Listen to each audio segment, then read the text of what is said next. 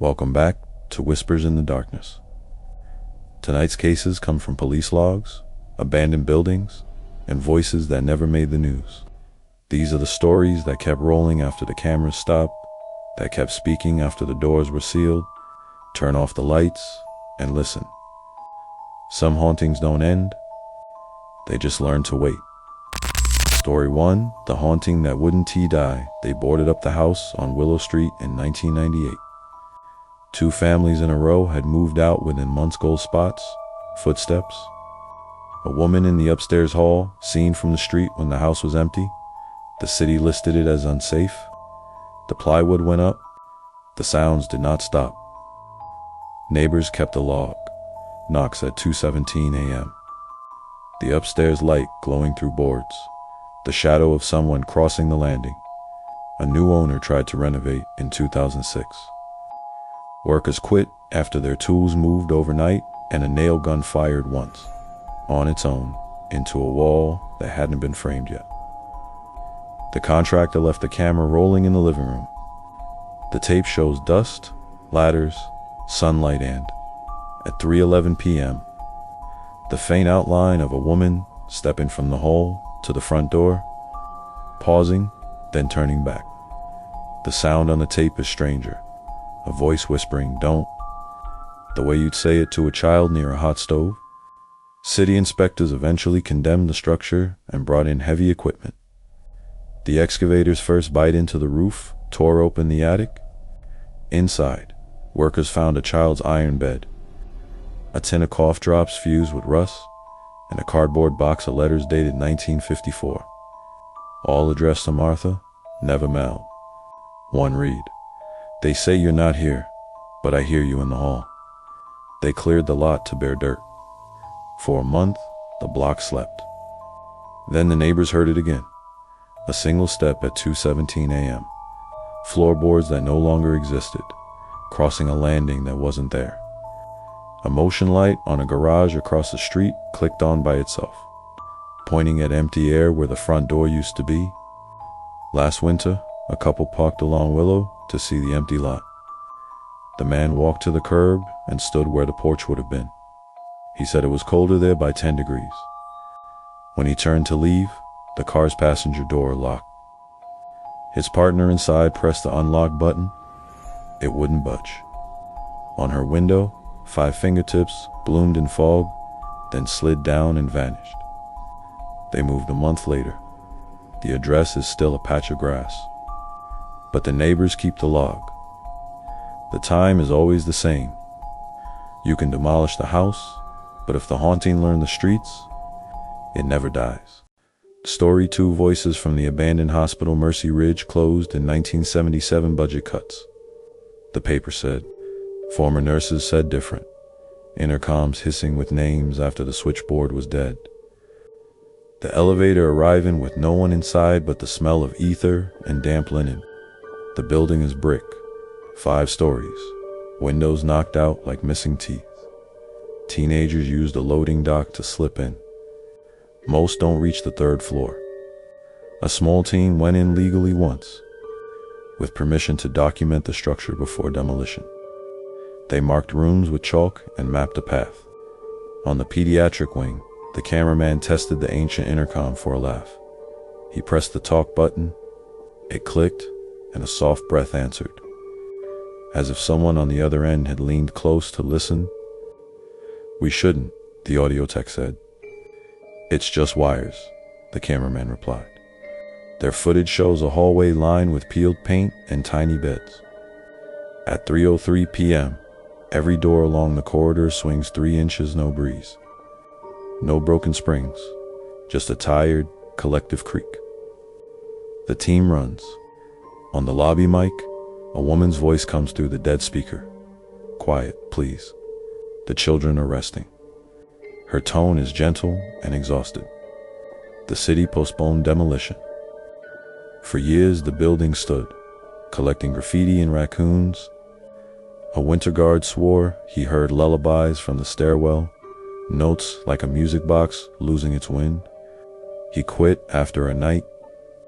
He found every wheelchair on the 1st floor facing the same direction the elevators, and all the rails on the empty beds raised. When the wreckers finally came, the foreman joked with his crew about ghosts. The first wall dropped. Dust lifted. From somewhere inside, the intercom crackled once, an old habit remembering itself. The excavator stalled and wouldn't turn over for an hour. Later, a mechanic found nothing wrong. They hauled Mercy Ridge away in trucks. The lot is gravel now. People walking dogs cut across it and speed up without knowing why. On windless days, small paper cup rolls from the place the nurse's station used to be to the outline of the elevator. As if someone set it down and called a floor, the hospital closed its doors, but the voices kept their shift. Story 3, the town that vanished overnight. Maps from 1911 show a village called Harrow Bend, a schoolhouse, a church, 12 houses along a river curl. In 1930, a spring flood came through and left the town soggy but standing. In 1914, a priest from 2 counties overwrote that he de-arrived to say mass and found supper on the tables. Chairs knocked over, doors open, fires burned down to Ashno people. Search parties combed the woods and riverbanks. They found a line of footprints leading away from the church and back again, as if a crowd had gathered and then changed its mind.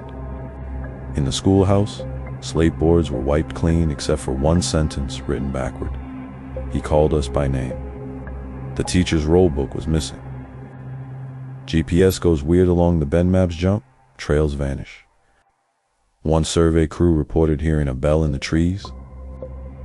They followed the sound to an empty clearing where the air was cooler and the ground was packed flat in a circle the size of a congregation. When they left the trail camera, it captured fog rolling in against the wind and a sound like many people taking a breath at once.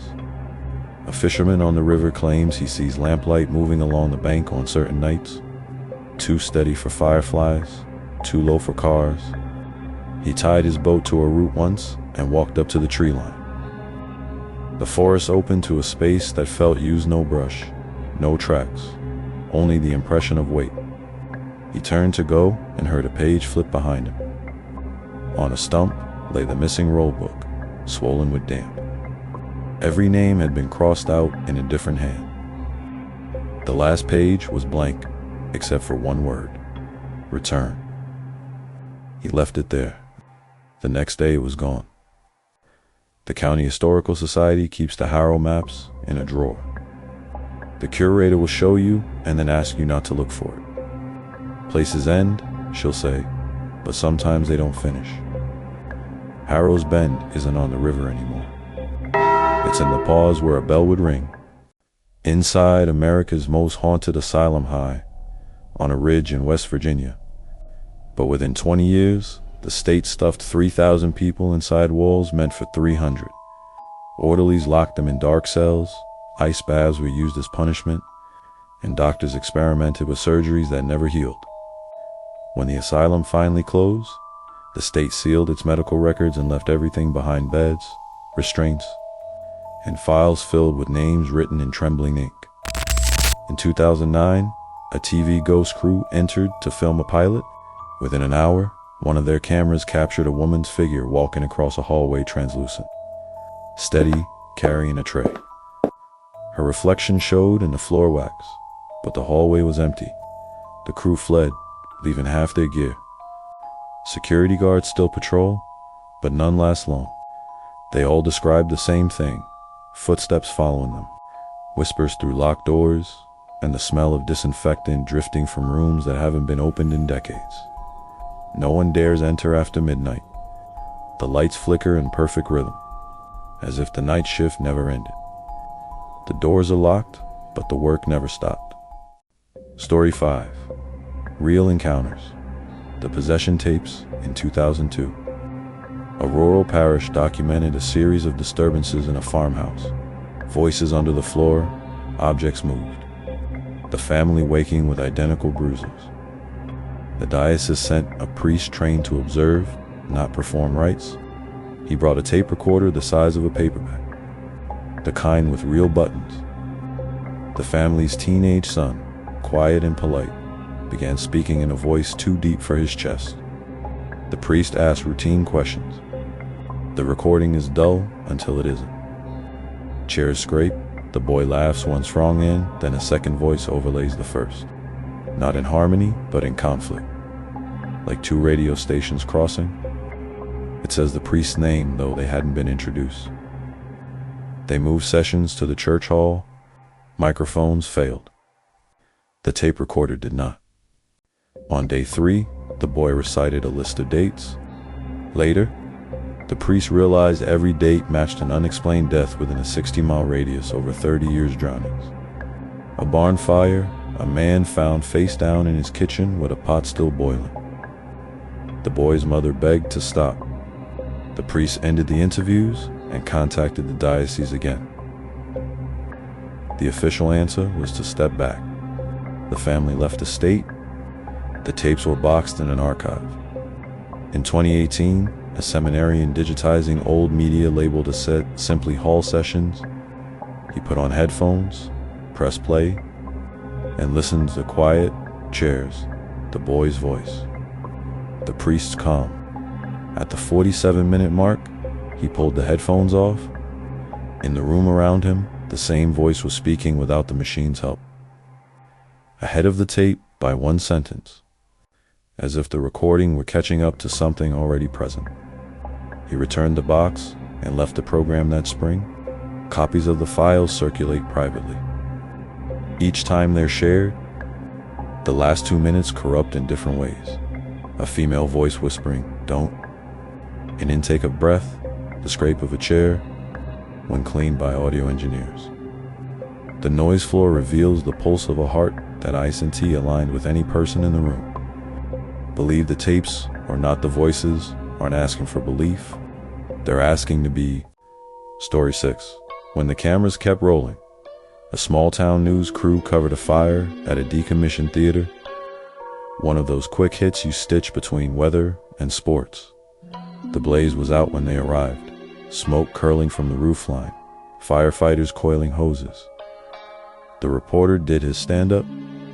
The cameraman kept rolling for Bureau Larcus, the lobby chandelier, the stage through a shattered side door. Back at the station, the editor logged the footage. He marked timecode skew reporter. Cut to establishing shotting. Let the stage shot play in the background with the audio muted. That's when he saw it.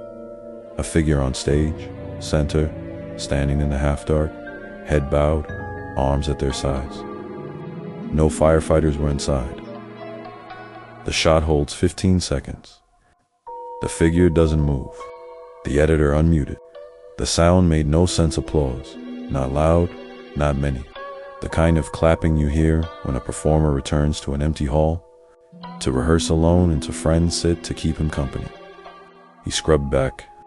The audio track before and after is wind and men talking. Only during that shot does the room sound alive. They went back the next day. City officials had posted tape. The stage floor had collapsed into the basement overnight. If someone had been standing where the figure stood, they would have been gone by morning. The camera operator swore he'd seen no one. The lens cap imprint on the strap showed ash that hadn't been there an hour earlier. The clip never aired. The station keeps a copy on a drive labeled with the date and nothing else. New producers watch it on slow nights. Some hear applause. Some hear breathing. One heard his own name spoken in the tone of a director calling places. Sometimes the show goes on for the ones who can't leave the stage. Story 7, Trapped in the Dark. True horror stories on a stretch of desert highway in Arizona. There's a spot where engines stall, lights fade, and even GPS refuses to work. Locals call it the Black Strip, the place where darkness feels alive. A couple from Nevada stopped there one summer night to watch a meteor shower. When they turned off the ignition, everything went silent. No wind, no insects, no sound at all. Then the wife whispered, "Do you hear that radio?" He didn't until the air filled with faint static and voices, a preacher, a song, then a child laughing. The noise came from every direction. They tried to start the car. The key turned, but nothing happened. In the rearview mirror, another vehicle appeared. No headlights, no movement, just sitting there. Its turn signal began to blink, slow and steady, though the car was off. The man stepped out to check. His wife waited and waited. She called his name. The desert answered back with the same word, same tone, but not his voice. At dawn, a patrol officer found the woman asleep behind the wheel, engine running fine, gas full. Her husband was walking the road barefoot, eyes open, mumbling one sentence over and over: "Don't stop for the light." On the black strip, the dark doesn't hide things. It calls them to you.